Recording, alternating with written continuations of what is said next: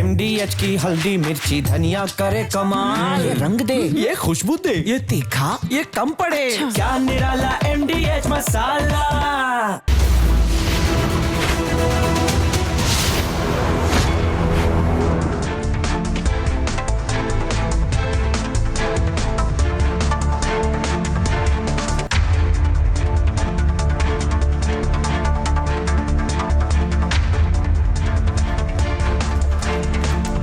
नमस्कार, बहुत स्वागत है आपका। आप देख रहे हैं देश का नंबर 1 न्यूज शो, ये भारत की बात है और मैं हूं आपके साथ मृदुल शर्मा।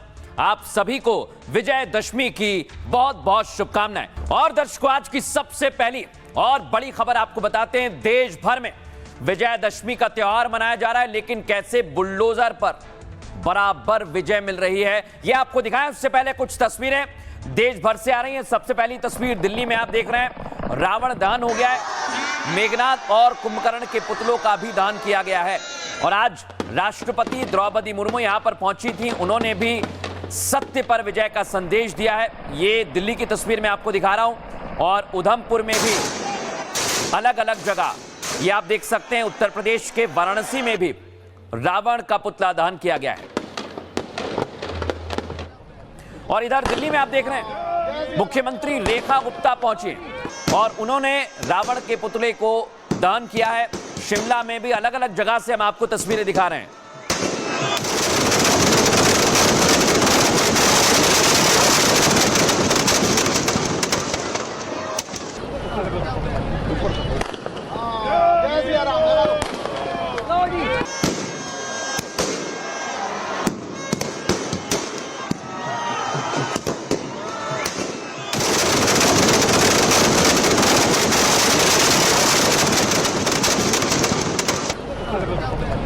तो आपने देखा दिल्ली, शिमला, उधमपुर और ये देखिए मध्य प्रदेश के इंदौर में भी प्रभु श्री राम और लक्ष्मण पहुंचे। और देखिए श्रीनगर में भी रावण के पुतले का दहन कर दिया गया है।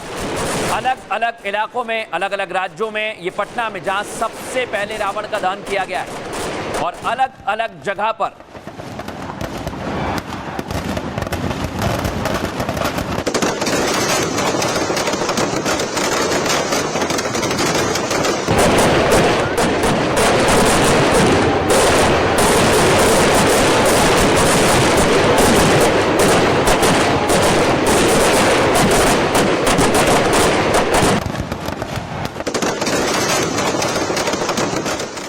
अब मैं आपको दिखाता हूं उड़ीसा में भी, यानी दक्षिण भारत में भी कई जगह पर विजयादशमी का त्योहार धूमधाम से मनाया जा रहा है। और जो रावण जल रहा है, यह सत्य पर जीत को दर्शा रहा है।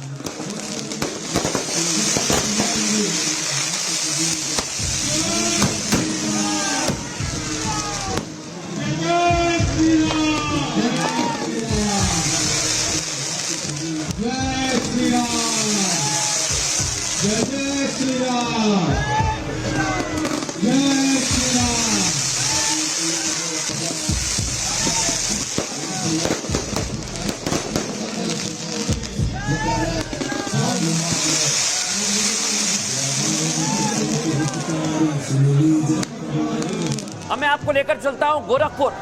देख रहे हैं आप, गोरक्ष पीठाधीश्वर भी हैं मुख्यमंत्री योगी आदित्यनाथ, और इसीलिए आज शोभा यात्रा निकाली गई। देख रहे हैं आप, कई लोग यहां पर पहुंचे हुए थे और विजयादशमी पर मुख्यमंत्री योगी आदित्यनाथ ने पूजा की और उसके बाद पीठाधीश्वर के दौर पर शोभा यात्रा में शामिल हुए।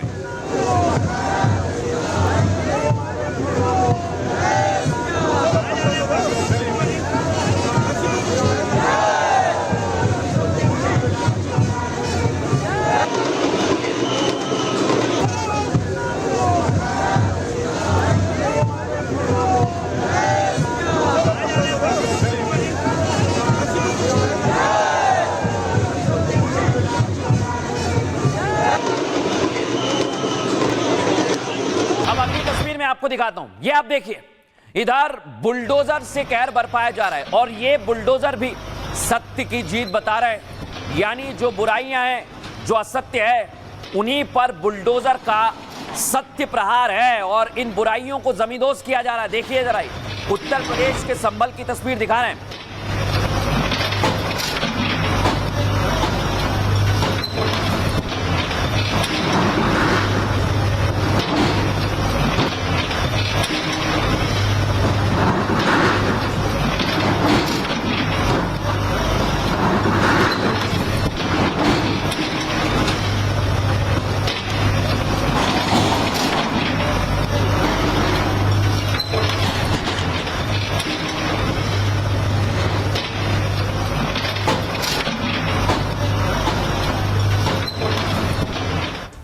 तो देखा आप, जो अवैध मदरसे उन पर बुलडोजर चलाया गया, तो कुछ अवैध मस्जिद है उन्हें खुद ही तोड़ा जा रहा है। देख रहे हैं आप, अवैध निर्माण किया गया मस्जिदों में, और उसके बाद प्रशासन ने नोटिस दिया।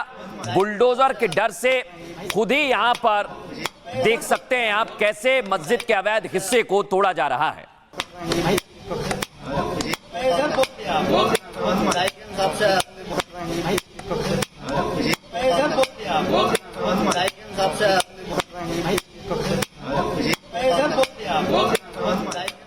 अब मैं आपको दिखाता हूं दर्शकों कैसे पूरी तैयारी थी। देख रहे हैं आप, संभल वही इलाका है जहां पर हिंसा हुई थी, कोई गड़बड़ी ना हो, और इसलिए योगी फोर्स मैदान में थी लाव लश्कर के साथ, बुलडोजर भी था, फोर्स भी थी, और एक्शन जबरदस्त हुआ है विजयदशमी के दिन।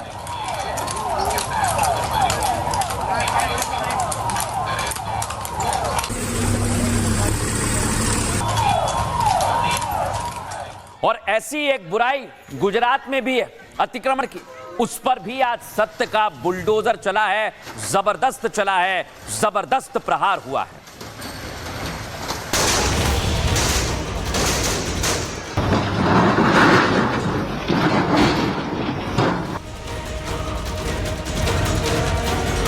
मुसलमानों के घरों को बुलडोज किया जा रहा है। पूरा के पूरा यूपी के अंदर अराजकता फैला हुआ है। भारतीय नवरात्रि को अगर अव्यवस्था पैदा करोगे, चंड मुंड बनकर के कार्य करोगे, तो मां भगवती कभी बर्दाश्त नहीं करने वाली है।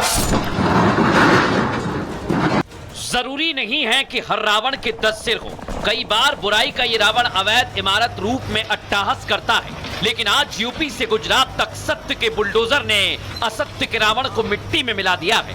विजयदशमी का त्योहार जो है बुराई पर अच्छाई की जीत का एक प्रतीक है। इधर संभल में बाबा के बुलडोजर ने अवैध मदरसों की नींव हिला दी। अवैध मस्जिद पर भाईजान खुद हथौड़ा लेकर टूट पड़े। उधर गुजरात में भी बुलडोजर की दहाड़ पूरे दिन गूंजती रही। विजयदशमी पर योगी ने शांति और कानून की रक्षा करने के लिए अपना विजय बाण चलाया और बरेली में उतार दी सबसे खूंखार वीरांगना बटालियन। अब यही वीरांगना बटालियन असत्य पर सत्य की विजय दिलाएंगी। अब मैं आपको दर्शकों बताता हूं विजयदशमी पर कैसे सत्य का बुलडोजर चला है उत्तर प्रदेश में। बरेली की तरह संभल में भी बुलडोजर एक्शन हुआ है। सरकारी जमीन पर अवैध मदरसा बना हुआ था जिसे आप देख रहे हैं। यहां पर बने अवैध निर्माण पर तगड़ा एक्शन लिया है। अवैध मस्जिद पर भी हथौड़ा चलने की शुरुआत हो गई है। बुलडोजर के डर से अवैध मस्जिद को लोग खुद तोड़ रहे हैं। प्रशासन ने मस्जिद को तोड़ने के लिए 4 दिन का वक्त दिया है। अगर अवैध मस्जिद खुद नहीं हटाई तो बुलडोजर चलना तय है। दरअसल मस्जिद और मदरसे को तालाब की जमीन पर बनाया गया था। प्रशासन ने इसे लेकर पहले भी नोटिस दिया और 30 दिन का वक्त भी दिया, लेकिन मौलाना ने नोटिस मिलने के बाद भी मस्जिद और मदरसे तोड़े ही नहीं। जिसके बाद संभल जिला प्रशासन आज लाव लश्कर के साथ पहुंचा और 4 घंटे तक बुलडोजर चलाकर अवैध मदरसे को ध्वस्त कर दिया है। 200 पुलिसकर्मी और ड्रोन की निगरानी में बुलडोजर एक्शन हुआ है और यह बड़ा एक्शन है। आपको सुनवाते हैं संभल के डीएम राजेंद्र पेंसिया और एसपी के विश्नोई क्या कह रहे हैं, सुनिए जरा। जो मैरिज हॉल है वो तालाब की भूमि के ऊपर बना है। ये परंपरागत रूप से तालाब था और इसके अंदर इसके बंद होने के कारण गांव के अंदर भी वर्षा काल के अंदर जल भराव की स्थिति रहती है, तो इसको पुनः तालाब के रूप में परिवर्तित करेंगे। बेसिकली यहाँ तालाब और खाद के गड्ढे 2 के ऊपर निर्माण हुआ है, तो तालाब वाला है वो आज ध्वस्त कर रहे हैं और दूसरी के लिए उन्होंने 4 दिन का समय मांगा, तो हम 4 दिन का समय देंगे और 4 दिन के बाद यदि वो स्वयं ध्वस्त नहीं करते हैं तो फिर प्रशासन के द्वारा उसी के अकॉर्डिंग कार्रवाई। तालाब की जमीन पे जो इलीगल कंस्ट्रक्शन हुआ है उसको तोड़वाने के लिए डीएम साहब के यहाँ से आदेश हुआ है, उसी को मद्देनजर सुरक्षार्थ है यहाँ पे हम लोग खड़े हैं। बाकी विजयदशमी का दिवस है तो एक अच्छा कार्य है वो हो जाए, उसी के लिए यहाँ पे आए हैं सब लोग। दर्शकों, ये संदेश है आप लोगों कि अगर गलत किया जाएगा तो उसका भुगतान करना पड़ेगा। जैसे कल बरेली में हुआ, आज संभल में हुआ है, लेकिन जैसे ही बुराई पर यह सत्य का बुलडोजर चलता है, कई लोगों के पेट में दर्द होने लगता है और वो इसमें सियासी नफा नुकसान ढूंढने लगते हैं। सुनिए जरा क्या कुछ कहा जा रहा है। ये यूपी के मुख्यमंत्री ना संविधान को मानते हैं, ना कायदे कानून को मानते हैं, ना सुप्रीम कोर्ट के जजमेंट का सम्मान करते हैं। पूरा के पूरा यूपी के अंदर अराजकता फैला हुआ है। मुसलमानों के घरों को बुलडोज किया जा रहा है। ये योगी की जो पॉलिसी ना ठोक डालूंगा वाली पॉलिसी, और वो जो डेंटिंग पेंटिंग कर देंगे, सबको जहन्नुम में पहुंचा देंगे, तो ये असंवैधानिक भाषा है। योगी ने संविधान की शपथ ली है उत्तर प्रदेश का मुख्यमंत्री बनने के, और ये इस तरह की भाषा का कंडेम करना चाहिए मोदी जी को, अमित शाह सबको। संभल और बरेली में जो बुलडोजर एक्शन चल रहा है, ये असल में कुछ नहीं है, मुख्यमंत्री योगी आदित्यनाथ जी की जो राजनीतिक साख गिरती चली जा रही है, ये उसका बदला लेने का काम है। जब जब राजनीतिक हालात इनके विरोध में जाते हैं, तब तक वो एक समुदाय के खिलाफ अपनी हिंदुत्ववादी राजनीति चमकाते हैं। हत्या, दहेज हत्या और अपहरण में यूपी नंबर 1 है। ये जो काला दंश भाजपा सरकार झेल रही है, उसको डाइवर्ट करने के लिए ये सारी की सारी कवायद की जा रही है। अपराधियों में जिस तरह का खौफ है योगी आदित्यनाथ का, वो काबिले तारीफ है। एक ऐसा प्रशासक, ऐसा कर्मठ व्यक्ति जो अपराधों के प्रति जीरो टॉलरेंस रखता है। दंगा मुक्त प्रदेश हो गया, उत्तर प्रदेश उत्तम प्रदेश की तरफ बढ़ा है। अपराध एक बहुत बड़ा रोग था उत्तर प्रदेश में, जो इन्वेस्टमेंट को नहीं खींचता था। आज उत्तर प्रदेश में इन्वेस्टमेंट हो रहा है, और विकसित उत्तर प्रदेश का जो नारा योगी आदित्यनाथ का है, वही विकसित भारत की तरफ लगातार बढ़ रहा है। देखा आप, ये तो एक बुराई है, लेकिन अब बुराइयों को खत्म करने के लिए योगी ने अपनी वीरांगनाओं को मैदान में उतार दिया है। ये है दंगाइयों पर पूरा एक्शन लेने वाली महिला ब्रिगेड, दुर्गा ब्रिगेड, और ये दंगाइयों का तो सर्वनाश करेंगी। ये एसओजी की टीम बड़े बड़े बदमाशों को सबक सिखाने के लिए मैदान में आ गई। लेकिन सिर्फ इतना नहीं है, सियासी बेचैनी तो बढ़ गई है, लेकिन ये दंगाइयों को सबक कैसे सिखाएंगे, इनकी ट्रेनिंग देखकर ही आप अंदाजा लगाइए। इन्हें जबरदस्त ट्रेनिंग दी जा रही है। ये किसी भी तरह के खतरे से निपटने के लिए पूरी तरह से सक्षम है और तैयार हैं।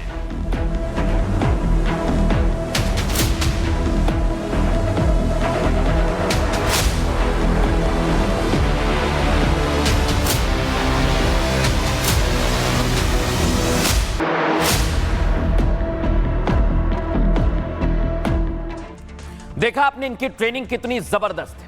लेकिन अब मैं आपको बताता हूं कि यह ट्रेनिंग क्यों इतनी खतरनाक है और कैसी तैयारी की जा रही है। बरेली में जुमे की नमाज से पहले सिक्योरिटी बढ़ा दी गई है, क्योंकि मौलाना तौकीर और उसके सहयोगियों ने पहले हंगामा किया था।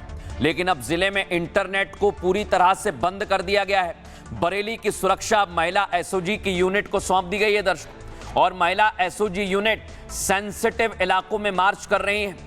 किसी भी बवाल की कोशिश अगर की गई तो यही एसओजी यूनिट बवालियों की डेंटिंग पेंटिंग करेगी।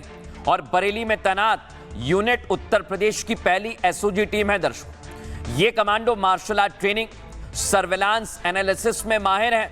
इतना ही नहीं, कमांडोज को खतरनाक हालात से निपटने की ट्रेनिंग दी गई है। अब ये महिला एसओजी की यूनिट बरेली में मैपिंग कर रही है। आप सुनिए ध्यान से, ताकि कल शुक्रवार है ना, नमाज के बाद हालात बिगड़े तो उन्हें यही काबू में करेंगी। दरअसल तौकीर रजा की गिरफ्तारी के बाद बरेली में अब भी तनाव है। तौकीर के भाई ने भी सरकार को बड़े आंदोलन की धमकी दे दी है।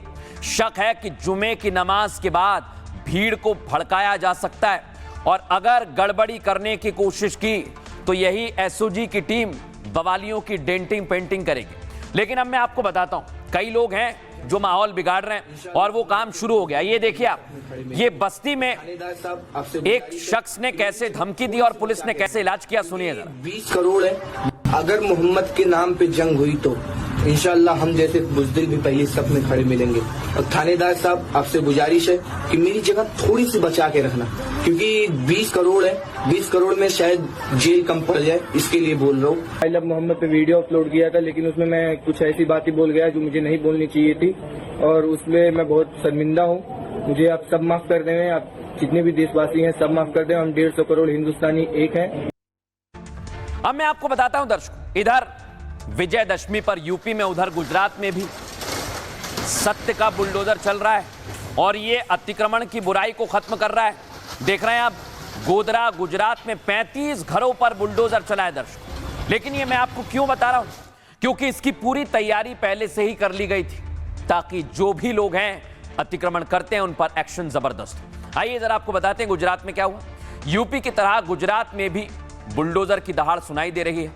गोधरा पुलिस ने करीब 35 घरों पर बुलडोजर चलाया और उसे ध्वस्त कर दिया है। सभी 35 इमारतें सरकारी जमीन पर कब्जा कर बनाई गई थी। कार्रवाई के दौरान करीब 1000 पुलिसकर्मी तैनात रहे। गोधरा के कप्तान ने इसे बुराई पर अच्छाई की जीत बताया है। कहा कि अपराध में शामिल लोगों के घर में घुसकर कार्रवाई होगी। दरअसल गोधरा में पिछले 10 दिनों में कई बड़ी घटनाएं हुई हैं। दर्शकों, 19 सितंबर को पुलिस थाने पर भीड़ ने हमला किया था, हमने आपको दिखाया। थाने पर यह हमला आई लव विवाद को लेकर हुआ था और इसके जवाब में पुलिस ने बवालियों की शहर में परेड निकाली थी, आपको याद है ना। अब बुलडोजर एक्शन इसी तरह की घटनाओं से जोड़कर देखा जा रहा है और यह एक्शन लगातार जारी रहेगा।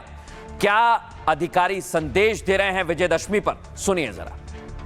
असामाजिक प्रवृत्ति करने वाले और असामाजिक प्रवृत्ति के साथ जुड़े हुए जो लोग थे उनकी टोटल 35 प्रॉपर्टी है। उसमें 33 जो है वो प्रॉपर्टी है और जो खाली प्लॉट थे उनके ऊपर अभी कार्यवाही चल रही है। हम किसी लोगों को हैरान नहीं करना चाहते हैं और हम आपके माध्यम से एक मैसेज देना चाहते हैं कि जो भी लोग असामाजिक प्रवृत्ति के साथ जुड़े हुए हैं तो वो अपनी प्रवृत्तियां जल्द से जल्द बंद कर दे, वरना हम उनके घर में घुस के उनको खिलाफ कार्यवाही करने की पूरी कार्यवाही करेंगे।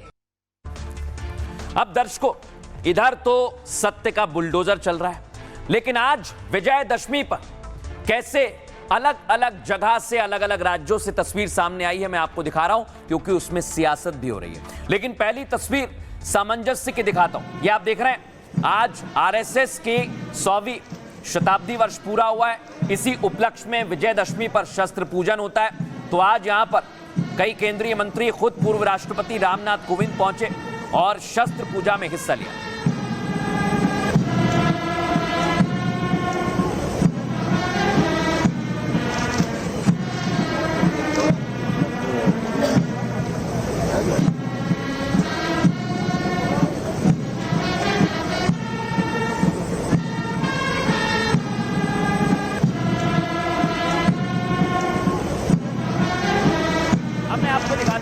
यहां पर कौन कौन शामिल हुआ है ये आप देख रहे हैं।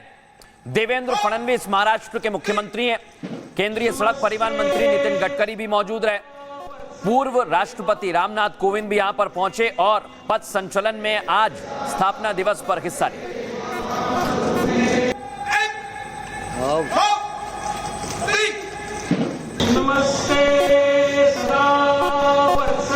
मैं आपको दिखाता हूं अलग अलग जगह पर, अलग अलग शहरों में आज पथ संचलन निकाला गया आरएसएस का। इसे लेकर कई जगह पर विरोध की तस्वीर भी सामने आई है, वो मैं आपको आगे दिखाऊंगा। लेकिन उससे पहले आज प्रधानमंत्री नरेंद्र मोदी ने इसे लेकर क्या कहा है, देखिए। प्रधानमंत्री ने ट्वीट किया, सोशल मीडिया पर पोस्ट किया, एक्स पर, और लिखा, परम पूज्य सर संघ चालक डॉक्टर मोहन भागवत जी ने। ये जो तस्वीर है ये आज प्रधानमंत्री ने अपने सोशल मीडिया एक्स पर पोस्ट की है, जो सामंजस्य बताती है।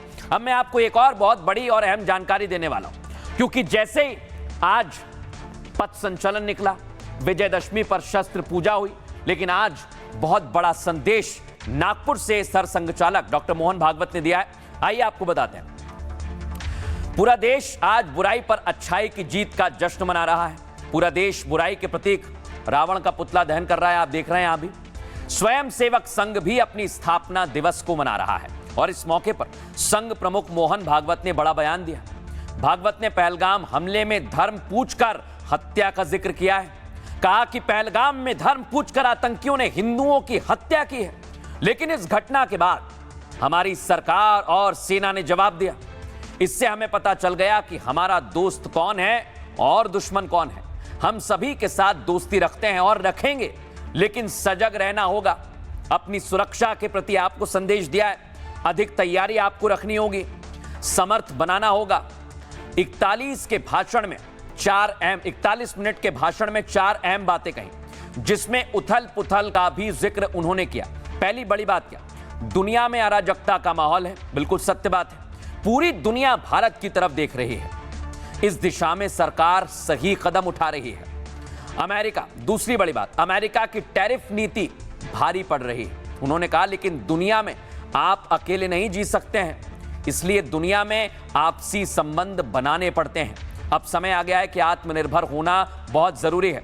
तीसरा बड़ा संदेश, दुनिया में उथल पुथल हो रही है, हमारे तो पड़ोस में भी हुई है, नेपाल में। जनता को ध्यान रखा जाना चाहिए, लेकिन हिंसा बदलाव का तरीका नहीं हो सकती है। हिंसा सही नहीं है, लोकतांत्रिक तरीके से ही सबसे सही व्यवस्था को चुनना होगा। और चौथी महत्वपूर्ण बात, कई जगह पर परिवर्तन जरूर होते हैं, लेकिन हिंसा से परिवर्तन बिल्कुल गलत है। हिंसक परिवर्तनों से अराजकता का माहौल बनता है, बाहर की ताकतों को खेल खेलने का मौका मिल जाता है। और प्रधानमंत्री नरेंद्र मोदी ने भी आज एक्स पर पोस्ट किया। उन्होंने लिखा, राष्ट्रीय स्वयंसेवक संघ शताब्दी वर्ष मना रहा है। इस मौके पर पीएम मोदी ने संघ की जमकर तारीफ की है। प्रधानमंत्री ने अपने पोस्ट में लिखा, भागवत जी के भाषण में राष्ट्र निर्माण में संघ के समृद्ध योगदान पर प्रकाश डाला और पूरे विश्व को लाभान्वित करते हुए गौरव की नई ऊंचाइयों को प्राप्त करने की भारत की अंतर्निहित क्षमता पर जोर दिया है, जिसमें गौरव की नई ऊंचाई छूने का संदेश भी दिया है। इससे पहले पीएम मोदी ने संघ पर डाक टिकट भी जारी किया था। और आपको ये जानकारी दे दें, 100 रुपए के सिक्के भी जारी किए गए थे, जिस पर पहली बार भारत माता की छवि को उकेरा गया था। अब यहां से बड़ा संदेश दिया है, लेकिन आज पूरे देश को क्या संदेश दिया है, सुनवाते हैं आप। पिछले साल एक दुर्घटना पहलगाम की भी हुई, हमला हुआ सीमा पार के आतंकियों के द्वारा। 26 भारतीय नागरिकों की उनका धर्म पूछकर हत्या की, लेकिन उसके चलते सारे देश में प्रचंड दुख और क्रोध की लहर पैदा हुई। पूरी तैयारी करके सरकार ने, हमारी सेना ने उसका बहुत पुरजोर उत्तर दिया। सारे प्रकरण में हमारी नेतृत्व की दृढ़ता, हमारी सेना का शौर्य, कौशल्य और समाज की एकता और दृढ़ता का एक उत्तम चित्र प्रस्थापित हुआ। अभी भी समाज के बहुत से लोगों को ये जानकारी नहीं है कि संघ में किसी भी प्रकार की अस्पृश्यता और जातिगत भेदभाव नहीं होता। मैं समझता हूं कि समाज के अनेक वर्गों में संघ से जुड़ी ऐसी निराधार भ्रांतियों को दूर करने की जरूरत है। संघ वस्तुतः सामाजिक एकता और सुधार का प्रबल पक्षधर रहा है और इस दिशा में सदैव सक्रिय भी रहा है। तो आज 100 वर्ष पूरे हो गए, लेकिन शस्त्र पूजा क्यों की जाती है और विजयदशमी पर संघ कैसे अपना शताब्दी वर्ष मना रहा है, इसका इतिहास क्या है, आइए आपको बताते हैं। आरएसएस की स्थापना दर्श को 1925 में हुई थी। डॉक्टर केशव बलिराम हेडगेवार ने इसकी स्थापना की और महाराष्ट्र के नागपुर में आरएसएस की स्थापना की गई थी। संघ के लिए काम करने वालों को स्वयंसेवक कहा जाता है। 1925 में विजयदशमी के दिन ही संघ की स्थापना की गई थी, इसलिए विजयदशमी के दिन स्थापना दिवस मनाया जाता है। इसलिए संघ पिछले 100 सालों से दशहरे पर शस्त्र पूजा करता है, जैसा आज भी हुआ है। ये आज की तस्वीर आप देख रहे हैं। विजयदशमी को बुराई पर अच्छाई की जीत का प्रतीक माना जाता है। यह त्योहार विजय, शक्ति और सुरक्षा की कामना करने का भी अनुष्ठान है। आज से आरएसएस दुनिया भर में अपना शताब्दी वर्ष मना रही है।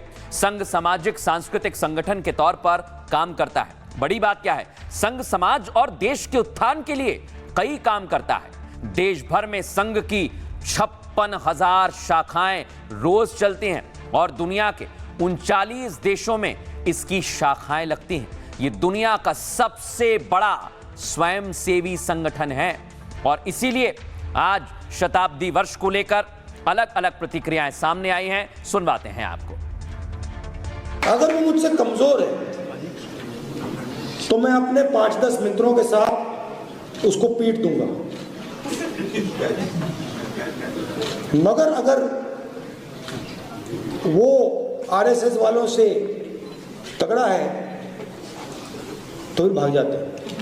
अगर लड़ना ही है तो एक व्यक्ति से जाके अकेले लड़ लो। तो इनकी आइडियोलॉजी में ये भी है। राहुल गांधी जैसे लोगों को केवल सबको गाली देना आता है। 7 जन्म लगेगा संघ का स्वयंसेवक बनने के लिए। भारत के मान सम्मान के लिए ही पूरे दुनिया में संघ का काम हो रहा है। देखिए, मोहन भागवत जी और उनकी आरएसएस, उनकी जो सोच है वो बहुत ही संकीर्ण है।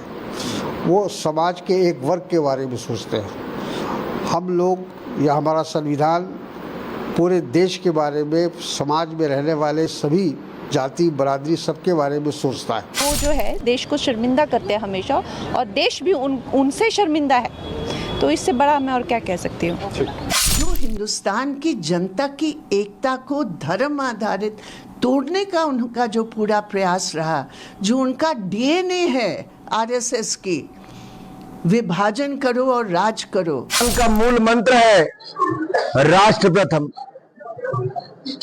और एक भारत श्रेष्ठ भारत। इस भाव को लेकर जब राष्ट्रीय स्वयंसेवक संघ के सभी स्वयंसेवक चलते हैं तो सही मायने में भारत को परम वैभव की स्थिति में पहुंचाने का कार्य करते हैं। अभी आरएसएस को लोग वही तो हैं जो संविधान को नहीं मानते हैं। कई कितने सालों तक इन्होंने झंडा नहीं फहराया, इन्होंने इस देश को एक ही रंग में रंगना चाहते हैं। रोज इस तरह चीज़ें हो रही हैं। मैं समझता हूँ ये देश सेकुलर है, वो संविधान का एक एक पाठ पढ़ाना चाहिए तो ताकि इस देश में अमन शांति रहे। अब दर्शकों, इसे लेकर सियासी प्रतिक्रियाएं सामने आई हैं, लेकिन आज रावण दहन के मौके पर गजब हो गया। बिहार ले चल रहा हूं, आपको देख रहे हैं आप, ये रावण के पुतले को बीजेपी ने चुनाव से जोड़ दिया है और कैसे विरोधियों को रावण बताया, देखिए जरा, सुनवाइए जरा इसे।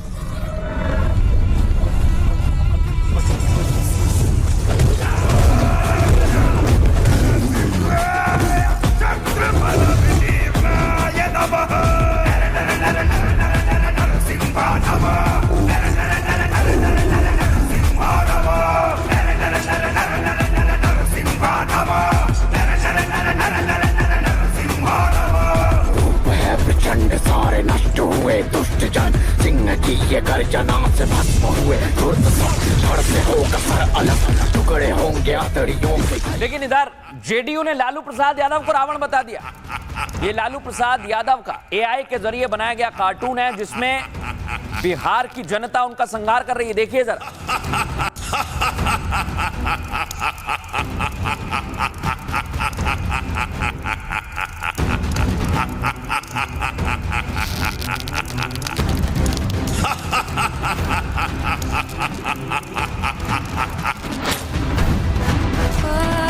इसका सीधा मतलब यह है कि चुनाव में चाहे तेजस्वी हो यानी आरजेडी हो, जेडीयू हो, बीजेपी हो, पूरी तरह से मैदान में आ गए और इधर जबरदस्त माहौल बन रहा है।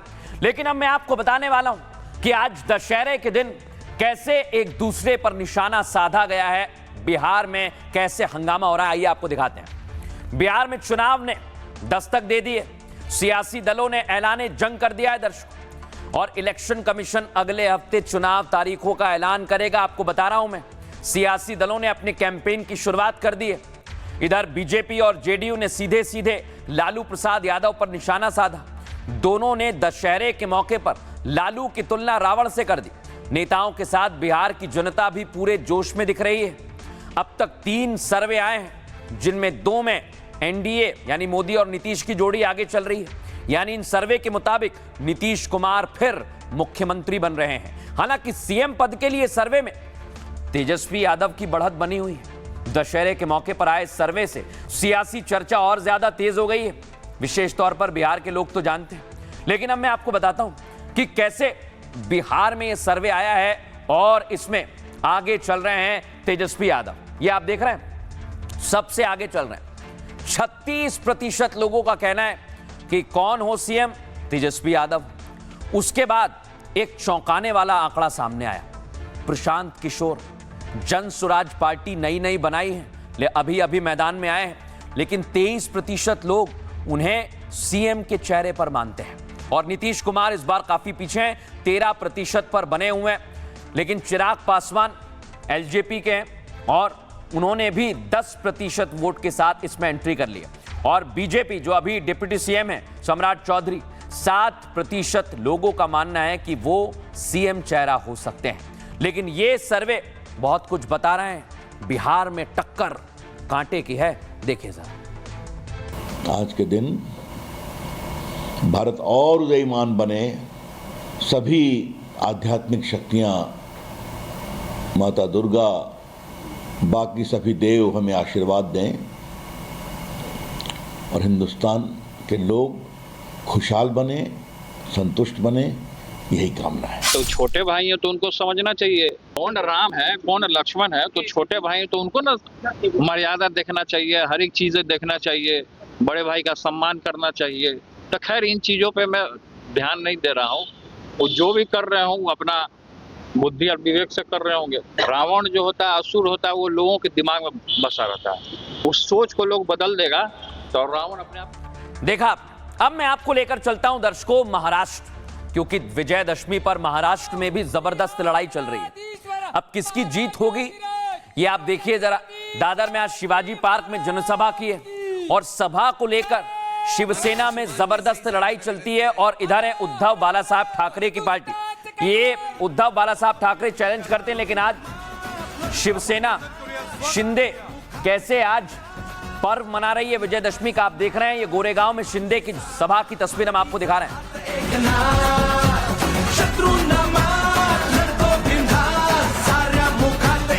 आपल्या विचारांचं सोनं लुटण्यासाठी छत्रपती शिवाजी महाराज। तो महाराष्ट्र में विजयदशमी पर गजब की जंग चल रही है। कैसी है जंग, आइए दिखाता हूं आपको। उद्धव ठाकरे ने आज शिवाजी पार्क में रैली की। दर्शकों, विजयदशमी पर उद्धव हर साल रैली करते हैं।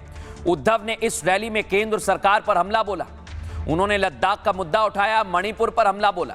उनके निशाने पर सबसे ज्यादा महाराष्ट्र की सरकार रही। महाराष्ट्र में बाढ़ और किसानों के नुकसान का मुद्दा भी उन्होंने उठाया। और शिंदे ने अपनी रैली का मकसद राजनीति से अलग बताया है। उन्होंने अपनी रैली को किसानों और बाढ़ पीड़ितों से जरूर जोड़ा है। ऐसे में उद्धव के लिए मजबूरी थी कि किसानों की बात करें। उद्धव ने एक बार फिर शिंदे की शिवसेना को अपनी शिवसेना बताया, लेकिन एकनाथ शिंदे ने आज उद्धव में जरा बार बार निशाना उन्होंने साधा है।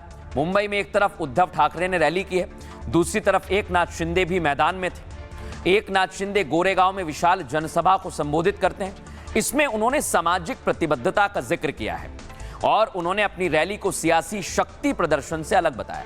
दरअसल शिवसेना हर साल विजयदशमी पर रैली करती है और शिवसेना की स्थापना विजयदशमी पर ही की गई थी।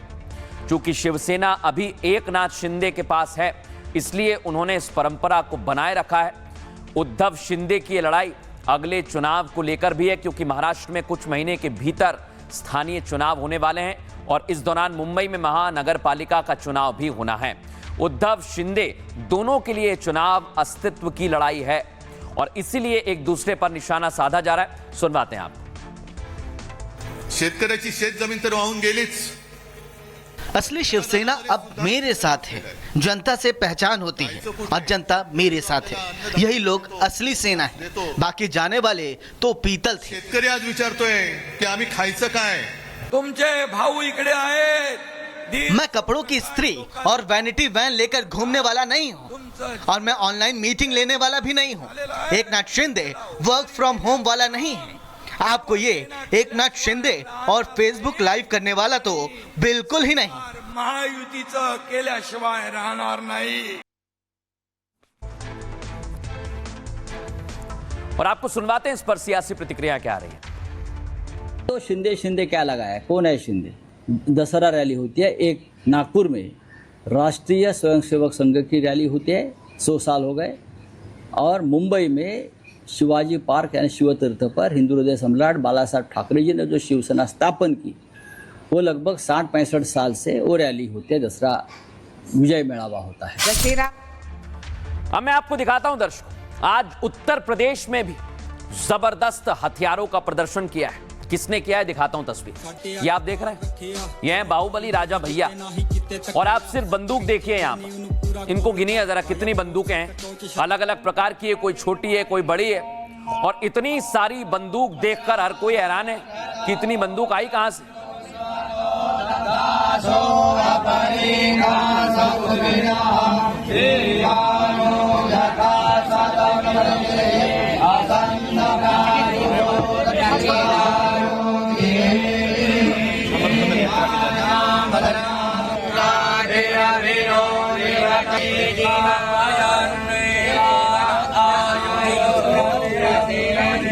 दिखाता हूं, ये आप देखिए, राजा भैया ने सीधे सीधे उनके परिवार में इस समय जंग चल रही है और उन्होंने अपनी पत्नी को यह संदेश दिया है आज दशहरे पर शस्त्र पूजा की है और सीधे सीधे माना जा रहा है कि उन्होंने क्या अपनी पत्नी को चैलेंज किया है।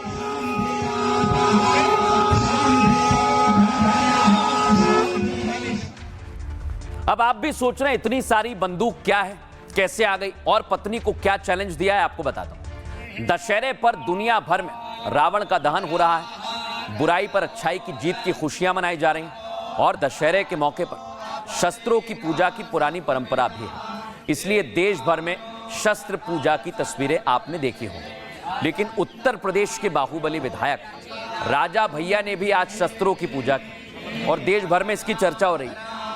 एक दो बंदूक नहीं है, 200 शस्त्र की पूजा की है। इसमें देसी हैं, विदेशी हैं, हर तरह के हथियार हैं दर्शकों, और हथियारों में पिस्टल है, रिवॉल्वर भी है, राइफल है, 30 कार्बाइन भी है, 12 बोर की बंदूकें भी हैं। और विजयदशमी पर पहली बार उन्होंने शस्त्र की नुमाइश की है। हालांकि विजयदशमी पर वो शस्त्र की पूजा हर बार करते हैं, लेकिन सिर्फ खबरें आती। ये जो आप तस्वीरें देख रहे हैं ना दर्शक, ये पहली बार आई हैं। खुलेआम उन्होंने शस्त्र की नुमाइश कर दी। और ऐसा क्यों हुआ है आपको पता है? इसलिए क्योंकि उन पर अवैध हथियार रखने के आरोप लगे थे और ये आरोप किसी और ने नहीं बल्कि उनकी पत्नी भानवी सिंह ने लगाए थे। भानवी सिंह ने केंद्र सरकार से उनके खिलाफ कार्रवाई की मांग भी की थी, लेकिन भानवी सिंह एक वीडियो जारी करती हैं और बताती हैं कि शस्त्रों का जखीरा जो आप देख रहे हैं यही वो वीडियो है, इसे राजा भैया के शस्त्र होने का दावा किया गया। अब भानवी सिंह ने इसे मास डिस्ट्रक्शन का हथियार बताया। ये लोगों के लिए खतरा है कहा। दरअसल राजा भैया और भानवी सिंह में पारिवारिक विवाद चल रहा है दर्शकों। दोनों पति पत्नी के बीच तलाक का भी मामला यानी केस है, कोर्ट में चल रहा है। और इसी खुन्नस में भानवी ने वीडियो जारी कर दिया था, लेकिन वीडियो जारी होने के बाद राजा भैया ने कुछ बोला नहीं।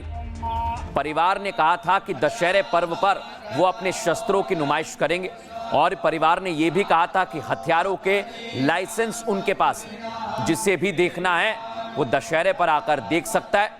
और इसलिए आज ये तस्वीर हम आपको दिखा रहे हैं। अब दर्शकों आगे बढ़ेंगे खबरों में और एक और तस्वीर आपको दिखाते हैं। तस्वीर दिखाइए। ये आप तस्वीर देख रहे हैं, ये आज मैं इसलिए दिखा रहा हूं तस्वीर क्योंकि आज यहां पर प्रभु श्री राम का पुतला जला दिया गया दर्शकों। इसे हमने ब्लर किया है, लेकिन इसके पीछे की कहानी मैं आपको बताता हूं।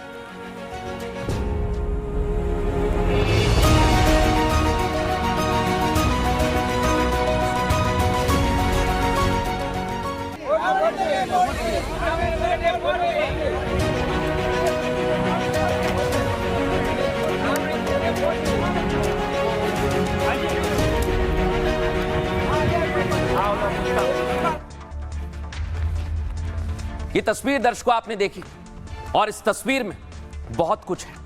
इसमें प्रभु श्री राम का पुतला जलाया गया है, जिसे मैंने ब्लर कर दिया है दर्शकों। ये इसलिए किया गया है क्योंकि आज जैसे त्रेता में रावण था, वैसे ही आज रावण है। चेन्नई से ये चौंकाने वाली तस्वीर सामने आई। मायलापुर स्थित ये जगह है जहां पर प्रभु श्री राम का पुतला जला दिया गया। आप सोचिए इन लोगों की मानसिकता क्या है।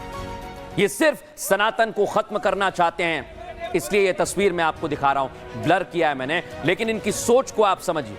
ये टीडीपीके के कार्यकर्ता हैं, इन पर आरोप लगा है, लेकिन ये सिर्फ आप लोगों को चुनौती दे रहे हैं। 11 लोग गिरफ्तार कर लिए गए हैं। ये लोग रावण को अपना पूर्वज मानते हैं, इसलिए ये लोग रावण दहन का विरोध करते हैं। लेकिन इस तरह का कृत्य नहीं होना चाहिए, यही आज पुलिस ने भी कहा है और इन पर कार्रवाई की तैयारी की जा रही है। बहरहाल आगे बढ़ेंगे और आपको आज की एक और बड़ी खबर मैं दिखा रहा हूं। पाकिस्तान के टुकड़े होने वाले हैं दर्शकों, और मैं ये क्यों कह रहा हूं दिखाइए, क्योंकि पीओके में मुनीर का और शहबाज का विरोध होने लगा है, सेना का विरोध होने लगा है। तस्वीर दिखाइए कैसी तैयारी की जा रही, देख रहे हैं आप।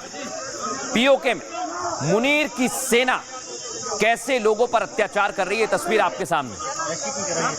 थोड़ा इजी हुआ लगे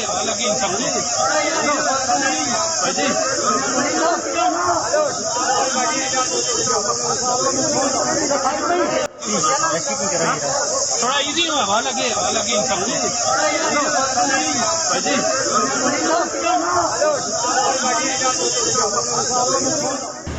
अब मैं आपको बताता हूं जो लोग विरोध कर रहे हैं उन पर कैसे गोलियां बरसाई जा रही हैं। देख रहे हैं आप, ये गाड़ी जाती है और कुछ लोग यहां पर रहते हैं जो प्रदर्शन कर रहे हैं, लेकिन उन पर बंदूकें चलाई जाती है। सुनिए जरा।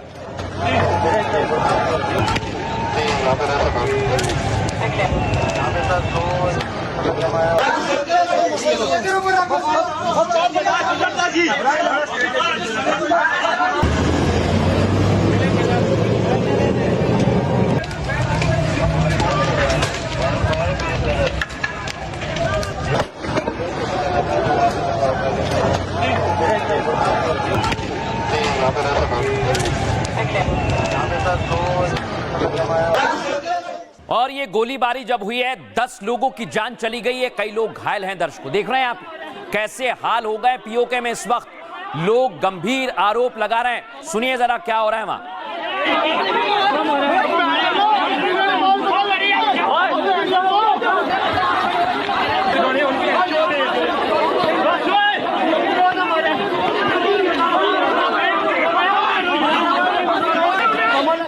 और ये आप देखिए यहां पर नारेबाजी शुरू हो गई है। कहा जा रहा है पाकिस्तान की सेना से कि इनकलाब आएगा। सुनिए जरा क्या कह रहे हैं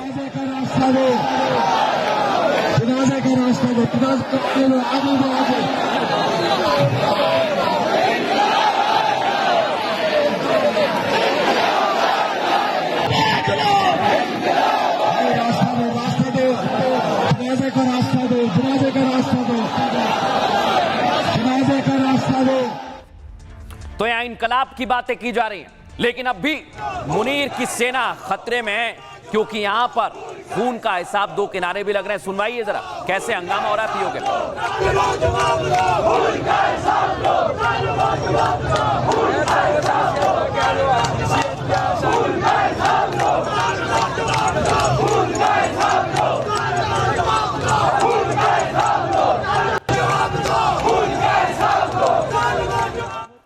अब मैं आपको बताता हूं दर्शकों की कैसे पाकिस्तान में मुनीर की सेना पीओके में जो लोग विद्रोह कर रहे हैं उनके सीने पर गोलियां बरसा रही हैं। और ये हम नहीं कह रहे, वहां पर मौजूद प्रदर्शनकारी खुद सच्चाई बता रहे हैं। सुनिए जरा। THQ है, ये जख्मी की हालत देखिए, तशवीशनाक हालत। शेलिंग हुई है, यहाँ फायरिंग हुआ है, सीधा फायर हुआ है। हमारा एक सिविलियन शहीद हुआ है जी। साहब कौन है ये दूसरे तीसरे साल का स्टूडेंट है। उन्होंने कहा कि सीधी फायर इसके सीने के अंदर को। जी मोहतरम THQ है, ये जख्मी की हालत देखिए। देखा आपने दर्शकों, वो कह रहे हैं कि सीने पर गोली मारी जा रही है जो प्रदर्शन कर रहा है। और आप देख रहे हैं घायलों को अस्पताल पहुंचाया जा रहा है क्योंकि अब विरोध ज्यादा तेज हो गया है और पीओके में विद्रोह की आग सीधा सीधा संदेश पाकिस्तान को है कि पीओके से पाकिस्तान अलग हो जाएगा। अब मैं आपको एक और तस्वीर दिखाता हूं।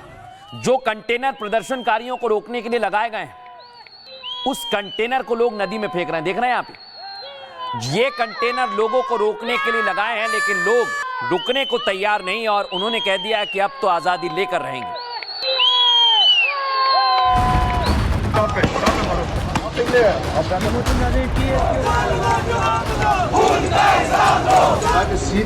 फायर इसके सीने के अंदर को। पाक अधिकृत कश्मीर में लोगों ने पाकिस्तान के खिलाफ विद्रोह का बिगुल फूंक दिया है। पीओके में पाकिस्तानी सेना नरसंहार कर रही है। प्रदर्शनकारियों की सीने पर गोली चला रही है। अब तक 10 से ज्यादा लोगों की जान जा चुकी है। मुनीर की फौज कैसे ताकत के बल पर लोगों को कुचलने की कोशिश कर रही है। अस्पताल में भर्ती लोगों से इसका सच सुनिए। ये दूसरे तीसरे साल का स्टूडेंट है। उन्होंने कहा कि सीधी फायर इसके सीने के अंदर को।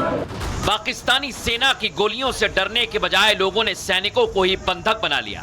जाहिर है पीओके अब पाकिस्तान के हाथ से निकलने वाला है। अब मैं आपको बता रहा हूं, ये पाकिस्तान में मुनीर के जो सिपाही बनते हैं ना, उन्होंने सरेंडर कर दिया है दर्शकों पूरी तरह से पीओके में मुनीर की सेना प्रदर्शनकारियों पर गोली चला रही है। कई दिनों से जारी प्रदर्शन को दबाने के लिए नरसंहार कर रही है। सेना ने प्रदर्शनकारियों पर सीधे गोली चला दी है। फायरिंग में अब तक 10 लोगों की मौत हो चुकी है और पीओके के 100 से ज्यादा नागरिक घायल हैं। गोलीबारी से नाराज लोगों ने सेना को बंधक बना लिया है। गोलीबारी से नाराज हैं वो लोग और 25 सैनिकों को बंधक बना लिया है। प्रदर्शनकारियों ने पाकिस्तान की खुफिया एजेंसी पर आरोप लगाए हैं। पाक की एजेंसी आंदोलन को तोड़ने की कोशिश कर रही है। सादे कपड़े में आए अज्ञात लोग नेताओं को निशाना बना रहे हैं। कुछ लोग भीड़ में अफरा तफरी फैलाकर हिंसा कर रहे हैं ताकि प्रदर्शन को हिंसक रूप दिखाकर गोलीबारी कराई जा सके। पीओके में प्रदर्शन जैक की अपील भी हो रही है। और आपको ये जानकारी दे दें, जम्मू कश्मीर ज्वाइंट अवामी एक्शन कमेटी है ये, और प्रदर्शनकारियों के नेता शौकत नवाज मीर क्या कह रहे हैं? प्रदर्शनकारी बढ़ती महंगाई का विरोध कर रहे हैं। आटे और बिजली पर सब्सिडी की मांग की जा रही है। हम 70 साल से सरकार से मौलिक अधिकारों की मांग कर रहे हैं। पीओके के लोगों को हक दो वरना लोगों का गुस्सा झेलो। शौकत नवाज ने कहा कि मारे गए लोगों के परिवार वालों को मुआवजा मिले और घर के एक सदस्य को सरकारी नौकरी देने की मांग भी की गई है। प्रधानमंत्री शहबाज शरीफ की सरकार को कड़ी चेतावनी दी गई है। कहा कि यह हड़ताल प्लान ए है और लोगों का सब्र टूट चुका है। हमारे पास बैकअप प्लान है और प्लान डी बहुत खतरनाक है। अगर वो लागू हो गया तो फिर पाकिस्तान का टुकड़ा होना तय है। लेकिन क्या कह रहे हैं वहां के लोग, सुनिए जरा। ये डायन बन चुकी है, डायन अपने बच्चों को खाती है। ये रियासत जो है इस वक्त अपने बच्चों को, अवाम को मारने पे तुली हुई है। लिहाजा ये मारेगी भी और उसकी आवाज कहीं बाहर न जाए, इसलिए उन्हें मीडिया भी बंद कर। जिसको तुम 100 कार्ड आजाद कश्मीर कहते हो, ये आजाद नहीं है। ये तुमने इसको पाबंद करके रखा हुआ है, लोगों की तमाम आवाजों को बंद करके रखा है और तुम ढोंग चाह रहे हो जनाब। ये खित्ता हमने आजाद करके रखा है। ये लोग कश्मीर को पाकिस्तान बनाने का ख्वाब देख रहे थे। ये वो लोग हैं जिन्होंने 3 लाख शुहदा की जाने पाकिस्तानी बच्चों में लपेट कर दी। ये वो लोग हैं जिन्होंने अपनी माओ बहनों की असमतें लुटाई। क्या आज आप उनको ये सलाह दे रहे हो कि ये अवाम की हुकूक की बात कर रहे हो और FCPC बुलाकर नेते नौजवानों पर गोलियां चला रहे हो?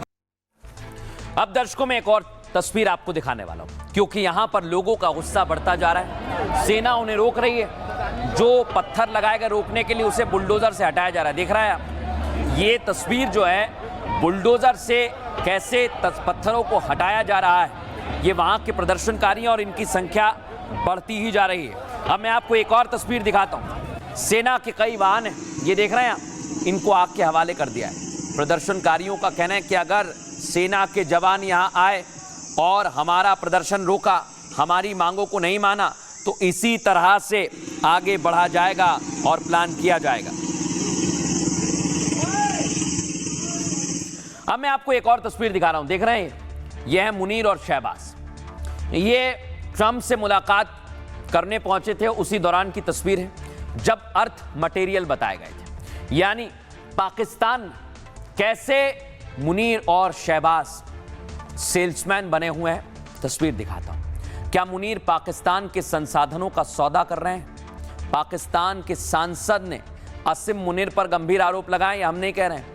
अवामी नेशनल पार्टी के नेता यही हैं, ML वली खान, ये मुनीर का मजाक उड़ाते हैं। पाक सांसद ने मुनीर को स्टोर का सेल्समैन बताया है जो ट्रंप को ये सब बेचने गए हैं। 25 सितंबर को अमेरिका में मुनीर शहबाज ने ट्रंप से मुलाकात की थी और मुलाकात के दौरान मुनीर ने ट्रंप को, देख रहे हैं आप, ये वही तस्वीर है मुलाकात की। रेयर अर्थ मटेरियल की तस्वीर मैं आपको दिखा रहा हूं, दिखाया उन्होंने। व्हाइट हाउस में इस मुलाकात की तस्वीर भी जारी की गई और मुनीर ने किस हैसियत से ट्रंप को रेयर अर्थ मेटल दिखाया, ये वहां के सांसद पूछ रहे हैं। इसको लेकर पाकिस्तानी संसद में सवाल भी पूछा गया। पाक सांसद ने कहा सेना प्रमुख ब्रीफकेस में मिनरल्स लेकर घूम रहे हैं। फोटो देखकर लगता है जैसे कोई ब्रांडेड स्टोर का सेल्समैन हो, खरीदार को चमकदार चीज बेचने के लिए दिखा रहा हो। सांसद ने पूछा मुनीर किस हैसियत से ये सब कर रहे हैं, किस कानून के तहत वो ट्रंप को ये बॉक्स दिखा रहे हैं। ये तानाशाही है, लोकतंत्र नहीं है, ये संसद का अपमान है। ML वली खान ने चेतावनी दी, अगर सरकार ने जवाब नहीं दिया तो विपक्ष सेना और सरकार के खिलाफ सड़कों पर उतरेगा और इसकी पूरी तैयारी है। क्या कह रहे हैं पाकिस्तानी सांसद, सुनवाता हूं आपको। हमारा chief of the army staff बाहर घूम रहे और ब्रीफकेस में रेयर अर्थ, यार व्हाट जोक, ये मजाक था। वो तस्वीर जिसने भी देखी, कौन सा chief of the army staff briefcase में रेयर अर्थ मिनरल लेके जाएगा, और वो मुझे एक बेहतरीन ब्रांड स्टोर लग रहा था जिसमें एक मैनेजर खड़ा बड़ा खुशी खुशी देख रहा था, एक दुकानदार बायर को कह रहे कि आ जाओ मेरे पास बड़ी अच्छी चीजें, ये खरीद लो। ये तो डिक्टेटरशिप है। यूके में विरोध हो रहा है, सांसद सवाल उठा रहे हैं और इधर भारत की भी पूरी तैयारी है, यानी पाकिस्तान घिर चुका है। और आज रक्षा मंत्री राजनाथ सिंह ने शस्त्र पूजा की है। देखिए जरा आप, सैनिकों के बीच में पहुंचे और शस्त्र पूजा की।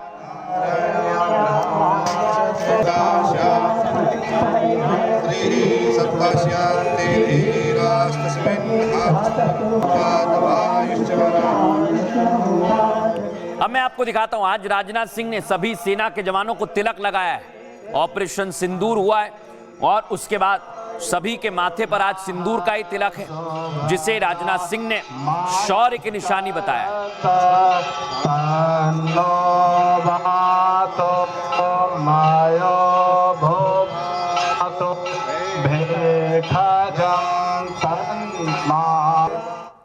अब मैं आपको दिखाता हूं दर्शकों कि पूरी तैयारी की गई है, लेकिन इस तैयारी के पीछे की मंशा क्या है, कैसे राजनाथ सिंह ने संदेश दिया है, आइए जरा समझते हैं।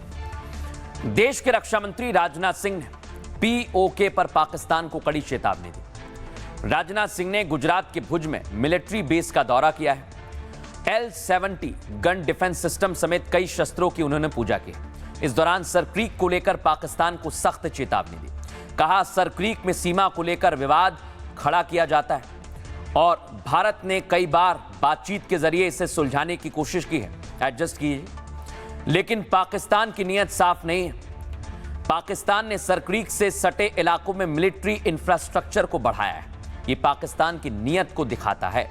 पाकिस्तान ने अगर सर क्रीक में कोई हिमाकत करने की कोशिश की तो उसे ऐसा करारा जवाब मिलेगा कि इतिहास और भूगोल दोनों बदल जाएंगे। राजनाथ सिंह ने कहा, भारत ने ऑपरेशन सिंदूर में अपना लक्ष्य हासिल किया है। पाकिस्तान ने भारतीय डिफेंस सिस्टम में सेंध लगाने की कोशिश की है, लेकिन पाकिस्तान को कोई सफलता नहीं मिली है, जबकि भारतीय सेना ने पाकिस्तानी एयर डिफेंस सिस्टम को ध्वस्त किया है। ऑपरेशन सिंदूर में भारत की सेना ने दुनिया को संदेश दिया है, भारत जब चाहे जहां चाहे पाक को भारी नुकसान पहुंचा सकता है। और अब मैं आपको बताता हूं कि सर क्रीक क्या है दर्शकों। इसे लेकर राजनाथ सिंह ने जो संदेश दिया है वो बड़ा खास है, और ये सर क्रीक क्या है, ये कितना महत्वपूर्ण है हमारे लिए, आइए जरा आपको बताते हैं। भारत पाकिस्तान के बीच 96 किलोमीटर लंबी एक ज्वारीय खाड़ी है सर क्रीक। ये कच्छ से अरब सागर में जाकर मिलती है और ये गुजरात राज्य के दलदली इलाकों में स्थित है। बड़ी बात क्या, इसकी सीमा पाकिस्तान के सिंध प्रांत से जुड़ती है। पानी और दलदल की वजह से बॉर्डर तय करना मुश्किल है। 1947 में भारत और पाकिस्तान का बंटवारा हुआ था। पाकिस्तान ने पूरे सर क्रीक पर दावा किया। 1965 में भारत पाकिस्तान के बीच रण ऑफ कच्छ में झड़प हुई। इसके बाद सर क्रीक सीमा विवाद और बढ़ गया। भारत ने सुरक्षा और निगरानी वहां पर बढ़ा दी है। 1968 में कच्छ विवाद इंटरनेशनल ट्रिब्यूनल भेजा गया। वहां पर क्या हुआ, ट्रिब्यूनल ने कच्छ का बड़ा हिस्सा भारत को दे दिया, लेकिन सर क्रीक पर फैसला नहीं हो पाया है। 1990 से 2000 के दौरान दोनों देशों के बीच कई दौर की बातचीत हुई है। एक ज्वाइंट सर्वे भी हुआ। क्रीक सीमा विवाद का हल तब भी नहीं निकला, लेकिन अब राजनाथ सिंह ने आखिरी चेतावनी दे दी है सर क्रीक पर। सुनिए जरा क्या कहा। पाकिस्तान की नीयत में खोट है, उसकी नीयत साफ नहीं है। जिस तरह से हाल में पाकिस्तान की फौज ने सर क्रीक के सटे इलाकों में अपना मिलिट्री इंफ्रास्ट्रक्चर बढ़ाया है, वह उसकी नीयत बताता है।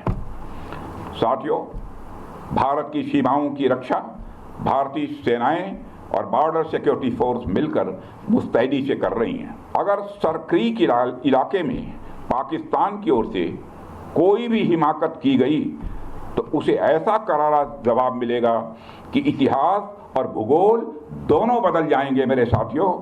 और 1965 की जंग में भारत की सेना ने लाहौर तक पहुंचने का सामर्थ्य भी दिखाया। आज 2025 में पाकिस्तान को याद रखना चाहिए कि कराची का एक रास्ता क्रीक से ही होकर गुजरता है। अब दर्शकों मैं आपको बताता हूं, सबका ख्वाब होता है कि उसके पास पैसे आए, कई सपने होते हैं, लेकिन आज भारत को कई अरबपति मिल गए हैं, जिसमें ये चेहरे शामिल हैं जिन्हें आप देखते हैं, लेकिन कुछ चेहरे ऐसे हैं जो बिल्कुल नए हैं। तस्वीर आपको दिखाता हूं, सबसे युवा अरबपति बन गए हैं। ये हैं अरविंद श्रीनिवास, और देख रहे हैं ये सबसे युवा अरबपति बन गए हैं। और अब मैं आपको एक और तस्वीर दिखाता हूं, जहां पर अडानी अंबानी तो हैं टॉप पर, लेकिन कई युवा चेहरे हैं जो सीधे टक्कर दे रहे हैं, और इनकी टक्कर बताने के लिए काफी है कि भारत आगे बढ़ रहा है। अगली तस्वीर दिखाइए। बॉलीवुड के बादशाह शाहरुख खान इस समय बहुत तेजी से बढ़ रहे हैं, उनकी संपत्ति भी बढ़ी है। आइए जरा मैं आपको बताता हूं कि किसकी संपत्ति में कितनी बढ़ोतरी हुई है और कितने अरबपति भारत में आ गए हैं, किसका नंबर कौन से स्थान पर है। आइए जरा आपको बताते हैं। M3M Haroon India rich list 2025 जारी की गई है।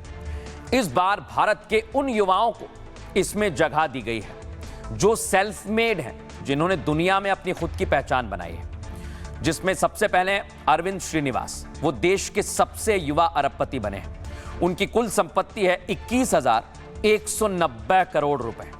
अरविंद AI कंपनी परप्लेक्सिटी के CEO और फाउंडर हैं। लिस्ट में जेप्टो के फाउंडर कैवल्य वोहरा और आदित्य पलीचा का नाम भी है। प्रिज्म के रितेश अग्रवाल, SG फिनसर्व के रोहन गुप्ता भी अरबपति बन गए।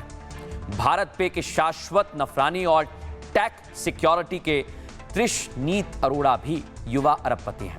हालांकि इस बार मुकेश अंबानी टॉप पर हैं और अदानी सेकंड नंबर पर हैं, लेकिन हरून इंडिया रिच लिस्ट में पहली बार शाहरुख खान का नाम जुड़ गया है। और संपत्ति के मामले में हॉलीवुड के स्टार को भी शाहरुख खान ने पीछे छोड़ दिया है। बॉलीवुड से जूही चावला है, ऋतिक रोशन है, अमिताभ बच्चन है, करण जौहर हैं, इनके नाम भी आ गए हैं। और यही तस्वीर बता रही है कि इस समय भारत में कई जगह पर जैसे जैसे उम्मीद आप रखते हैं वैसे वैसे आपको सफलता मिलेगी, जैसे इन युवाओं को मिली है। बहरहाल आगे बढ़ेंगे और बात करेंगे आज के सूत्र की। आज का सूत्र दशहरा है, विजयादशमी का त्यौहार मनाया जा रहा है। और आप भी ये जानते हैं कि हमारे संविधान के पहले पन्ने पर प्रभु श्री राम की तस्वीर अंकित है। लेकिन क्यों? क्योंकि जब जब जीवन में आदर्श और मर्यादा की बात होती है, तब तब भगवान श्री राम का नाम आता है। वे भारत की अभय गौरव गाथा के महानायक हैं। इसलिए विजयदशमी केवल श्री राम द्वारा लंका विजय का विषय नहीं है, बल्कि उस अन्याय, अहंकार और अधर्म पर विजय का पर्व है, जिसके कारण रावण जैसा महान राजा नष्ट हो गया। आज इस महापर्व पर हम यही कामना करते हैं कि ये हमें अपने अंदर बाहर की बुराइयों से लड़ने और उन्हें पराजित कर सब में एक सक्षम राष्ट्र की निर्माण करने का सद्भावना का संचार करेगा। लेकिन दर्शकों, यही संदेश आपको दिया जा रहा है।